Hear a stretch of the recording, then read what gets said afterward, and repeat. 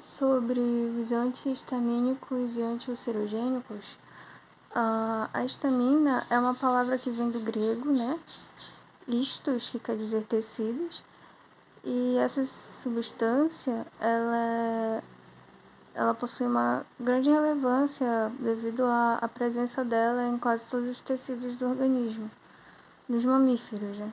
Ela está envolvida em processos imunológicos, processos inflamatórios, respostas alérgicas, no controle do trato gastrointestinal, na regulação do sistema cardiovascular, no controle do sono e em vários outros processos.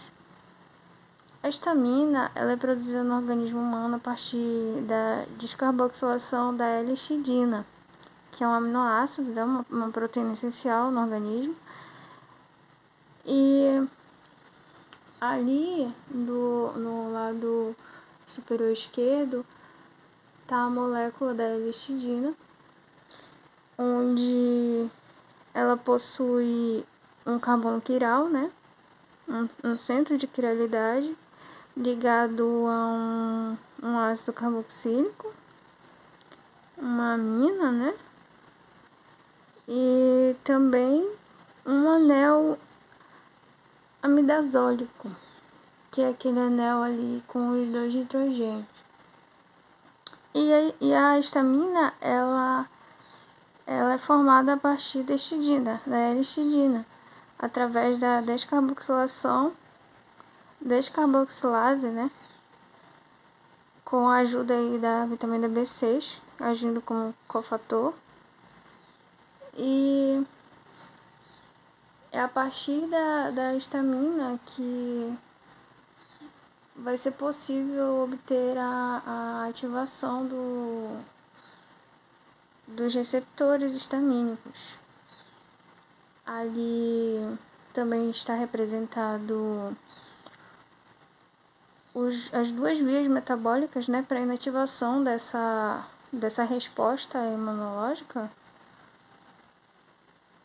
que a primeira via ali é a formação da 3-metilhistamina,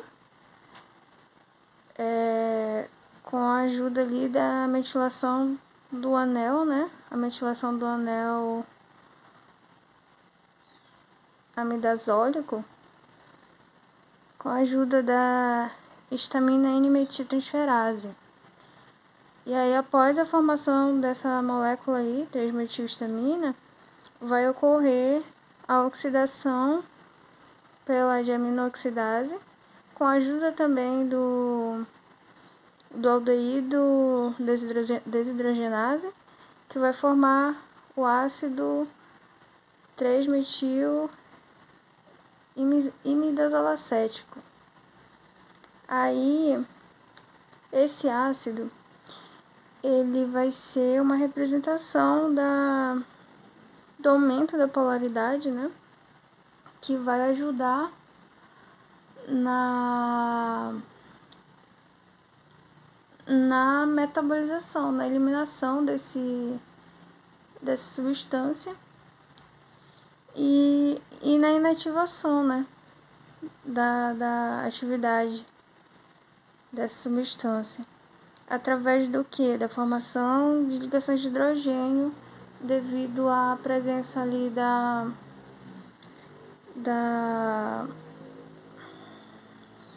dupla com oxigênio, né, carboxila, e da hidroxila, aquela parte final ali da molécula. O principal local da síntese e armazenamento da histamina são os mastócitos. Essas células, elas são amplamente distribuídas nos tecidos e de revestimento, né? Elas podem ser encontradas na pele, no trato gastrointestinal, nos pulmões, nos neurônios do sistema nervoso central e em outras partes do organismo também. Ela também é encontrada nos basófilos, que são células de defesa do nosso organismo. E quando a resposta ela é ativada, a histamina ela é ativada, ela causa uma vasodilatação sistêmica, né? Por conta da liberação da histamina.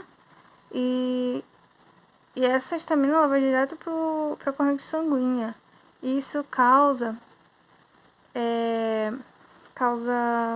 uma diminuição na pressão arterial e ela desencadeia o que a gente conhece como choque anafilático, né?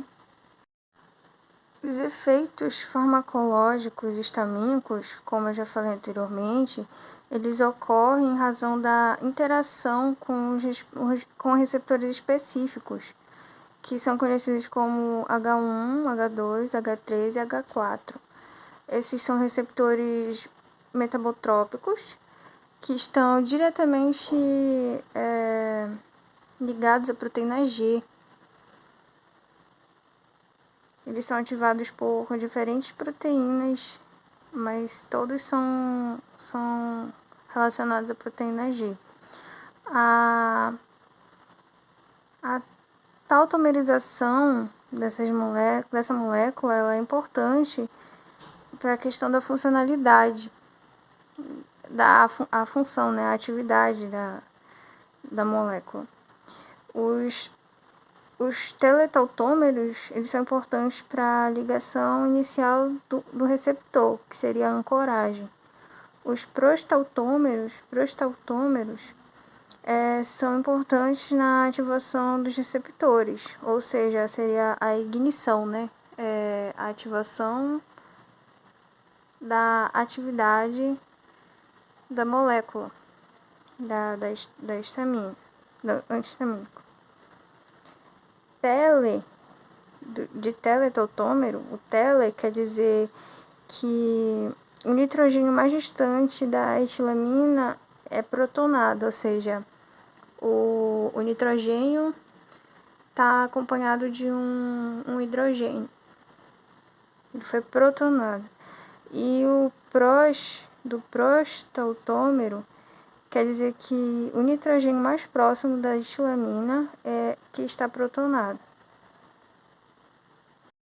Esse anel imidazólico, onde tem os dois nitrogênios, ele possui dois possíveis tautômeros. E essa interação com os receptores histamínicos depende da posição em que o hidrogênio se encontra nesse anel. Como já mencionado, o produto da desoxilação da L-histidina, ou seja, a molécula de histamina, ela que é responsável pela atividade dos receptores, se eles vão ser ativados ou não.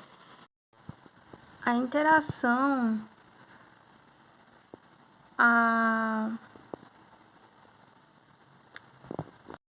dessas moléculas, para que isso aconteça, deve ser considerada a liberdade conformacional de cada uma dessas moléculas, né? A histamina, ela se liga aos receptores H1 e H2 em conformação estendida, em conformação anti. Aí nesse primeiro exemplo do 2-metilhistamina, que é um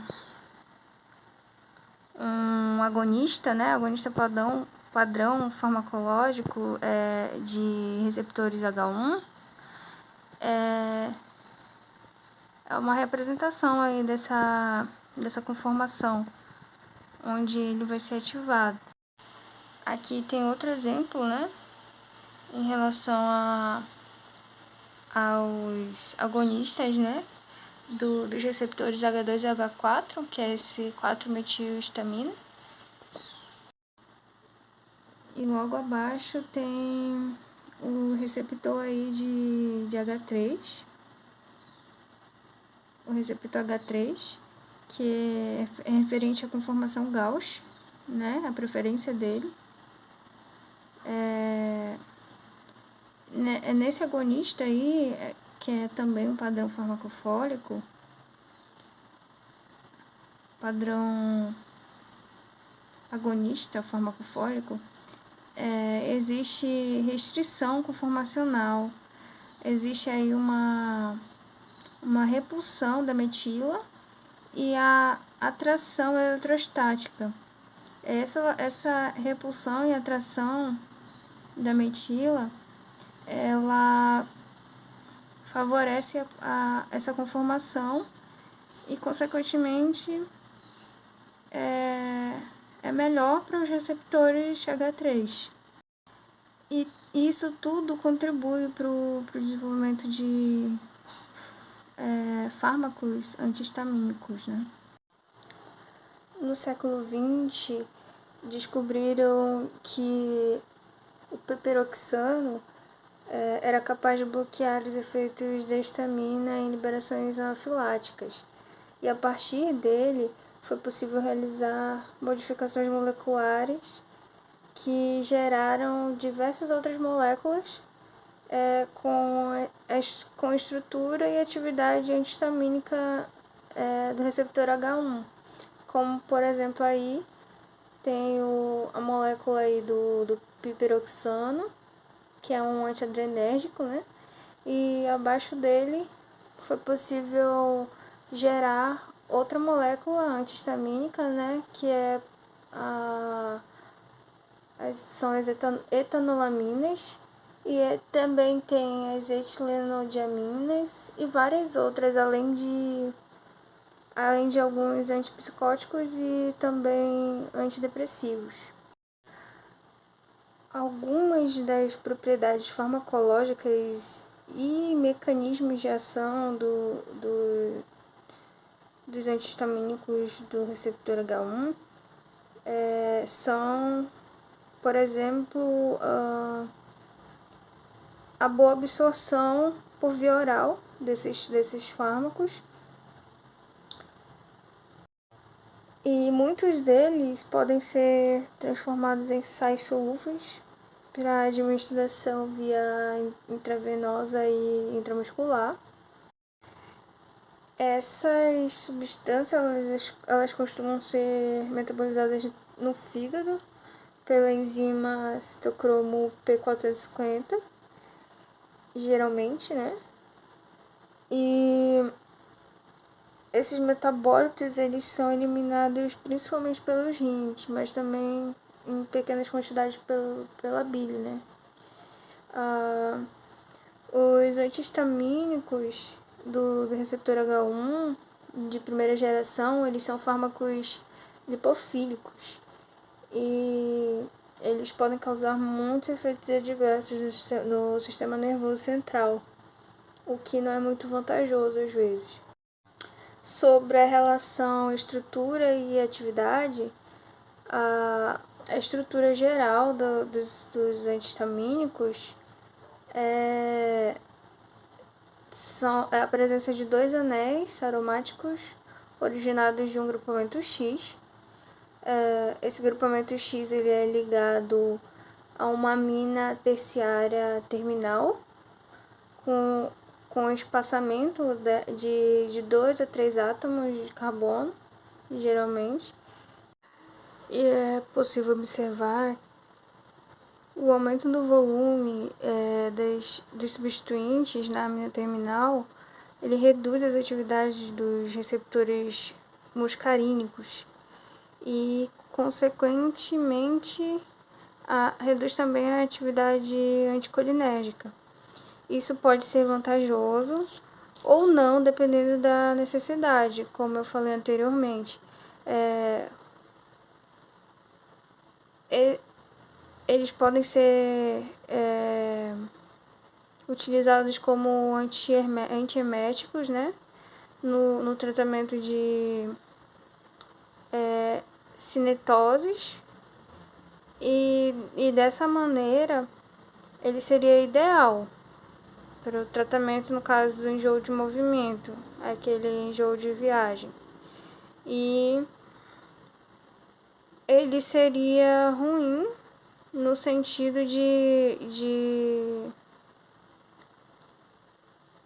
que ele seria prejudicial pro sistema nervoso central, né? trariam um prejuízo cognitivo aí. A natureza do grupo X define a classificação química desses antihistamínicos. E os anéis, eles podem ser benzenos substituídos ou bioisósteros. Isso vai afetar a potência e a seletividade para receptores de H1. Outros exemplos de antihistamínicos são as alquilaminas, as piperazinas e os tricíclicos. No caso dos fármacos antihistamínicos de segunda geração, eles já foram criados para evitar causas sedativas pelo bloqueio do receptor H1 e para evitar também outros efeitos colaterais que podem prejudicar o sistema nervoso central. Alguns fármacos amplamente usados no tratamento das rinites alérgicas e sazonais são agentes inibidores da degranulação dos mastócitos. Esses inibidores foram desenvolvidos a partir da estrutura de cromonas encontradas em plantas. E aí tem dois exemplos, né, que é o ácido cromoglícico e a nedocromila. Ali tá escrito nedocronila, mas é nedocromila.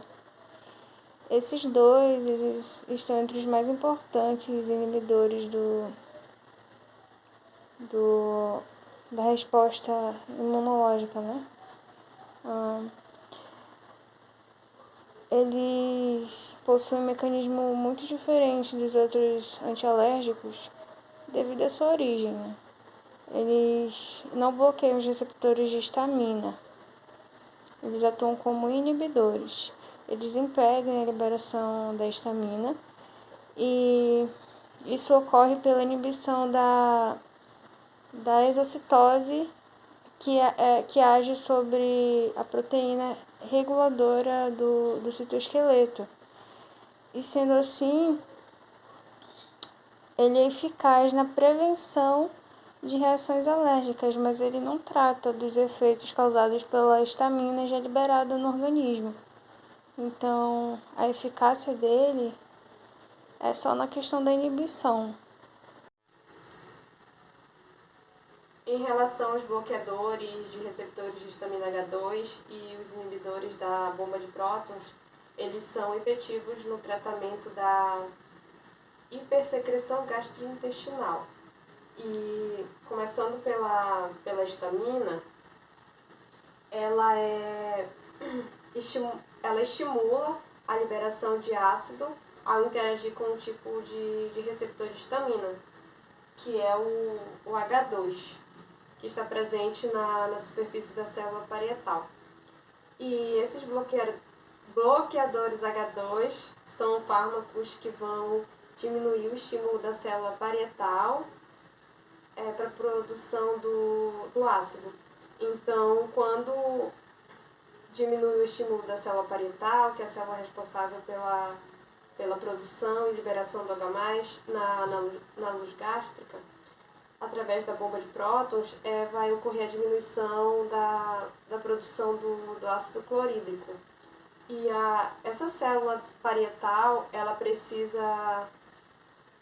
ela não vai ser só estimulada pela histamina e pelo receptor H2, como também pelos receptores de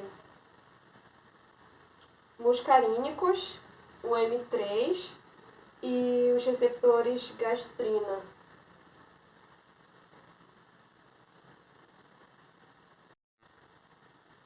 Todos eles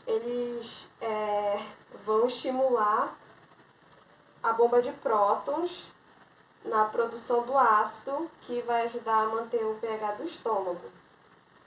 E então o mecanismo de ação dos bloqueadores H2, ele é seletivo. porque além do receptor H2, existem outros como o H1, que ele está envolvido em outros processos. E além de ele ser específico, ele vai competir com a histamina pela ligação desse receptor H2. Isso vai ocorrer quando ele tiver em maior quantidade para se ligar no receptor, bloqueando e impedindo que a histamina ela se ligue. E se a histamina ela não se ligar a esse receptor, certamente vai diminuir a produção de secreção ácida. Nesse mesmo sentido, além da histamina e dos receptores H2, tem os inibidores da bomba de prótons, que também são medicamentos usados para distúrbios gastrointestinais. E esses inibidores eles vão agir bloqueando a etapa final de liberação do ácido gástrico devido à formação de uma ligação de sulfeto, que é uma ligação irreversível, entre a forma ativa dos IBPs e um resíduo de cisteína, que é o prótons potássio atipase, a supressão prolongada da bomba. E por causa dessa ligação covalente que vai ocorrer, os efeitos inibitórios dos IBPs, eles duram muito mais tempo que a meia-vida plasmática dele, cuja variação está em torno de 1 a 2 horas, enquanto que o efeito sobre a secreção ácida, ela pode manter-se até 24 horas, até que aconteça a síntese de uma nova bomba. Essa classe, ela se mostra superior em relação aos outros fármacos que também interferem na secreção gástrica, inibe níveis muito mais altos das bombas de prótons presentes nas células parietais do estômago. Por exemplo, os IBPs, eles produzem uma supressão ácida significativamente mais eficaz e prolongada do que os antagonistas dos receptores H2. E eles são capazes de manter o pH intragástrico superior a 4. E todos esses IBPs, eles são bloqueadores pró-fármacos. E eles precisam de um ambiente ácido para serem convertidos em formas ativas. E depois de ativos, eles perdem estabilidade no meio ácido quando estão lá no estômago.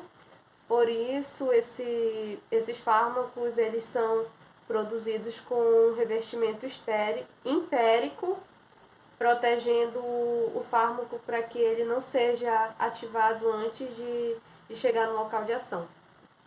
As formas farmacêuticas disponíveis no mercado dos IBPs são injetáveis, comprimidos com revestimento entérico, de liberação prolongada, comprimidos de desintegração rápida, cápsula com grânulos com revestimento entérico, de liberação normal e prolongada. Esses que possuem revestimento ou grânulos, eles passam intactos pelo estômago e são dissolvidos pelo pH alcalino no intestino, liberando os fármacos para serem absorvidos. Esse é um esquema de como foi desenvolvido a cimetidina. Na busca por ligantes capazes de bloquear as ações da histamina em relação ao receptor H2, a partir da própria estrutura da histamina, fizeram algumas modificações no grupo amino terminal, gerando essa primeira estrutura aqui, que é o guanidilhistamina, que é um agonista parcial a receptor do H2, e isso significa que ele ativa o receptor H2, mas não tem tanta extensão quanto a própria histamina. E como resultado, a quantidade de ácido liberado vai ser menor enquanto estiver ligado ao receptor, mas vai estar impedindo a ligação com a histamina.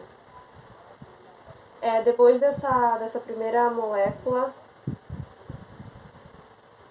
para encontrar um análogo que se ligasse apenas à região do antagonista, foi feita uma mudança biosestérica do grupo guanidinina por um grupo tioureia. Grupo tioureia, que apesar de ele ser neutro, ele pode interagir fortemente com a região do antagonista. Mais distante, por meio da ligação de hidrogênio, o aumento da distância do anel imidazólico proporciona um aumento da potência da molécula, gerando essa estrutura aqui da burimamida, que é o primeiro antagonista H2, que apresenta melhor atividade agonista. E a adição do grupo metila contribui para o aumento da hidrofilicidade, que contribui para a estabilização que é promovida pela dissolvatação do cisto de ligação. E apesar dessa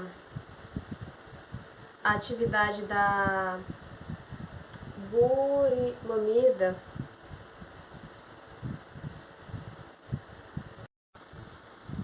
ela ainda é muito baixa para administração oral.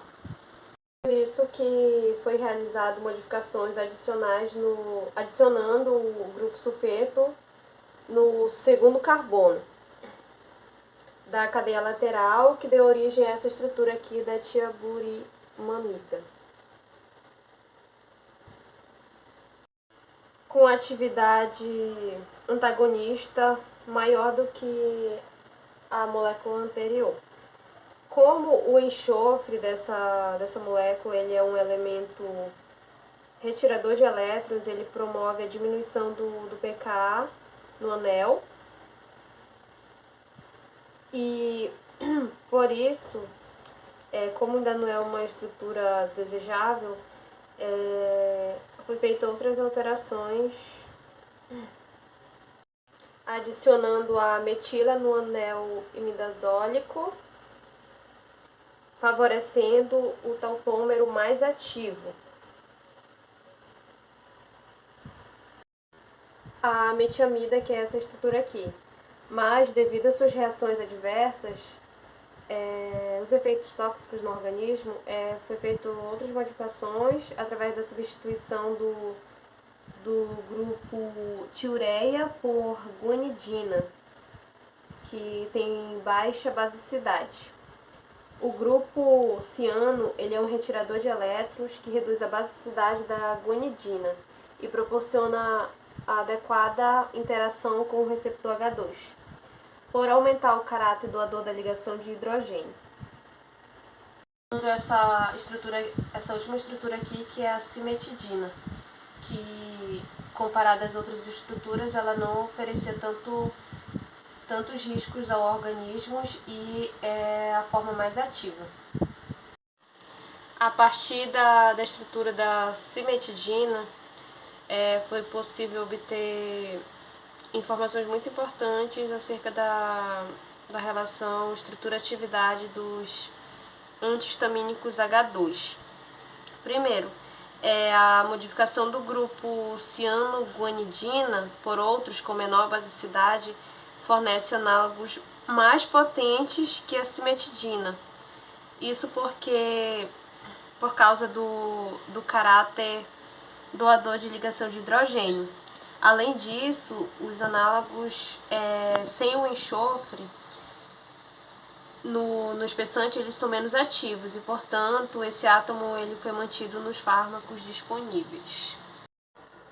Além disso, o anel imidazólico é uma parte importante da estrutura da molécula, porque ele está relacionado à inibição de diversas metaloenzimas no organismo, como, por exemplo, as enzimas do complexo citocromo P450, e que causam interações medicamentosas que têm importância clínica.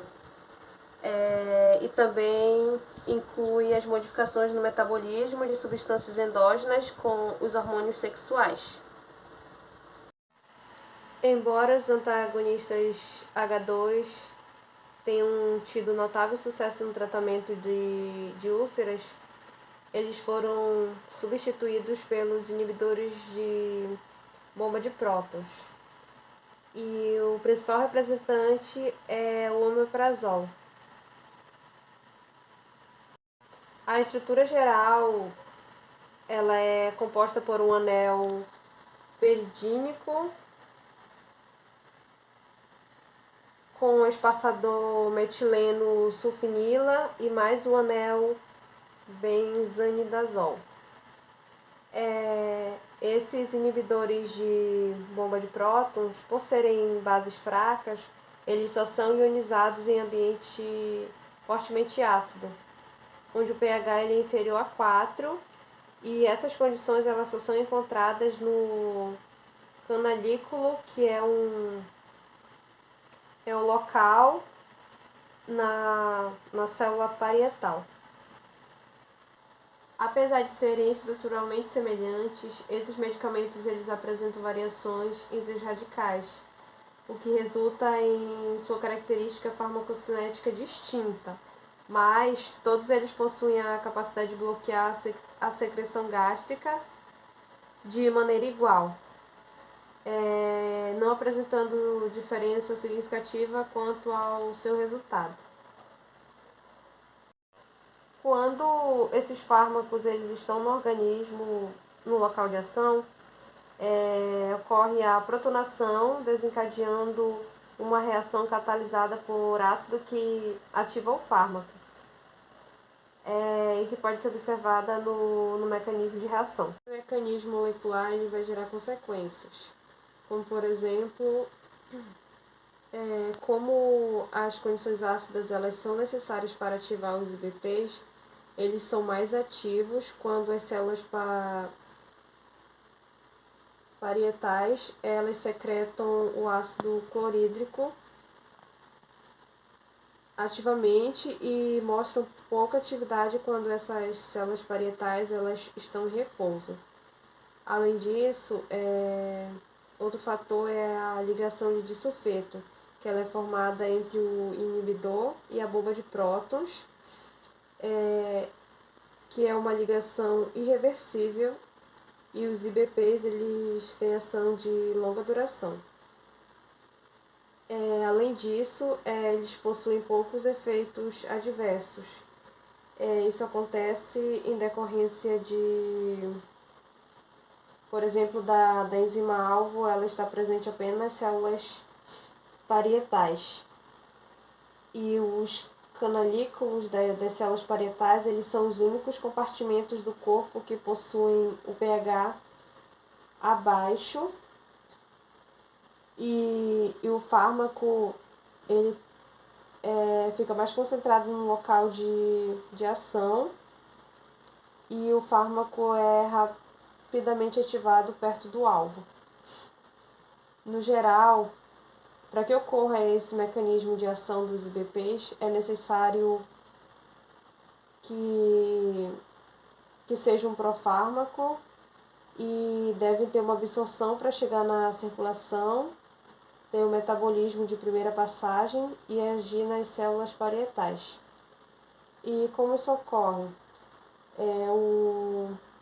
O fármaco, como eu falei anteriormente, ele é formado por um anel benzinidazólico e um anel piridímico, e é unido pela ligação de disulfeto. Ele sofre absorção, chega na circulação e passa pelo metabolismo de primeira passagem, são liberados no ambiente onde eles vão interagir, que é no estômago, nas células parietais, e uma vez ativados eles sofrem alterações moleculares, fazendo com que se liguem às bombas de prótons. O mecanismo molecular desses fármacos tem início com a protonação, que ocorre no anel benzimidazol, e o par de elétrons da piridina ela age como nucleófilo para formar uma ligação com carbono com carbono 2, que é o eletrófilo, gerando um intermediário, e nesse intermediário acontece a rearomatização do par de elétrons do nitrogênio, que refaz a ligação dupla e posteriormente cliva a ligação enxofre com carbono para formar o intermediário ácido sulfênico após a protonação. O ácido sulfênico ele é protonado, se tornando ainda mais reativo em frente aos nucleófilos.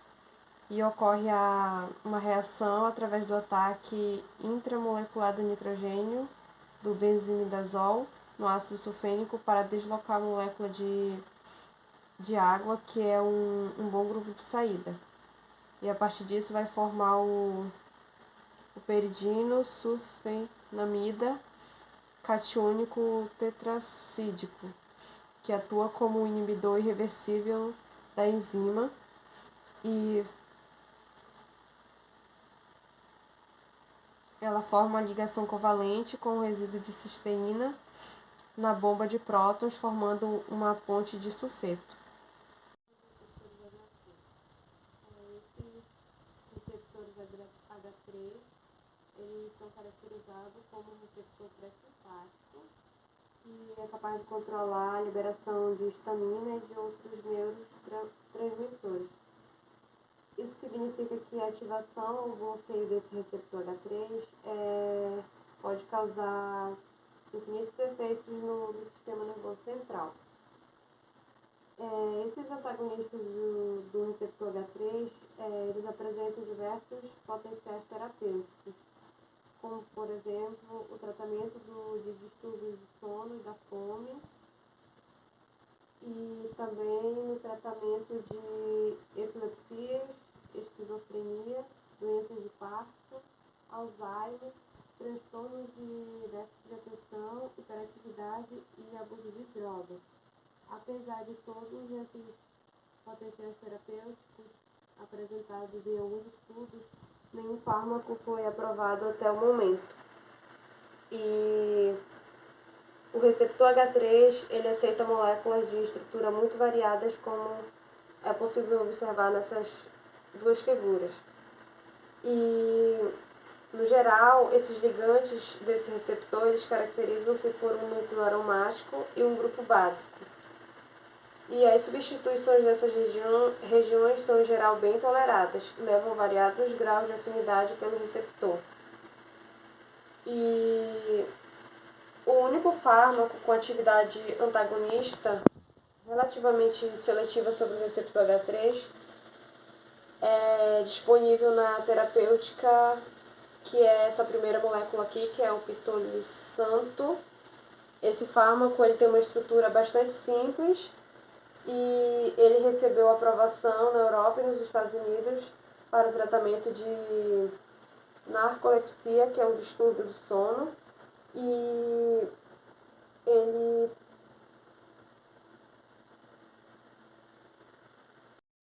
e o principal efeito adverso relatado em relação ao uso desse fármaco é insônia, náusea, efeitos gastrointestinais. Sobre os receptores histamínicos H4, a atividade histamínica nesses receptores eles levam ao aumento da resposta inflamatória. Então, existem fármacos agonistas ou antagonistas destes receptores que possuem um potencial anti-inflamatório e imunomodulador muito potente, muito promissor, porque esses fármacos eles ainda estão em estudo, né? ainda não foram aprovados. E a exemplo disso é o indol carboxamida, JNJ 7777120, que é um potente seletivo anti-inflamatório. Ele ainda está em estudo, assim como outros compostos também.